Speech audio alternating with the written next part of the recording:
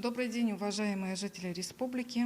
За последние сутки госпитализировано 97 человек, это 3,4 от общего количества выявленных случаев новой коронавирусной инфекции.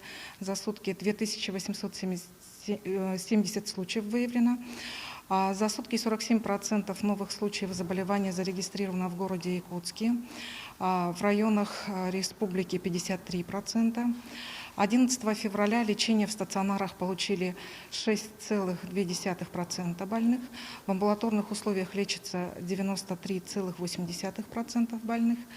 За сутки выздоровело 4816 человек, а накануне 4570 человек. Несмотря на большое количество случаев заболевания, скорость распространения инфекции, у большинства заболевших регистрируется относительно легкое течение. Это в первую очередь обусловлено вакцинацией против новой коронавирусной инфекции. На сегодняшний день первым компонентом привиты 81,5% взрослого населения республики. Что касается ревакцинации, то на сегодняшний день прошли ревакцинацию 135 089 человек. Это 57% от общего количества лиц, у кого наступил срок ревакцинации.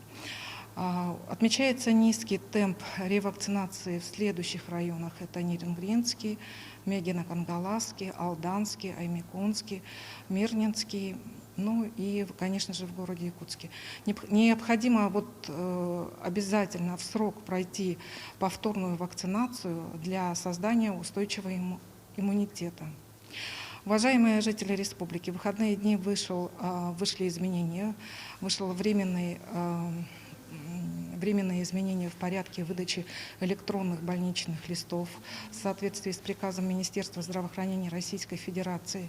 И если при появлении симптомов острой респираторной вирусной инфекции нужно будет обязательно позвонить по номеру 122 для проведения аудиоконсультаций, и пациентам с симптомами острой респираторной вирусной инфекции легкой степени открывается больничный лист на 7 дней дистанционно, после дистанционной консультации с врачом.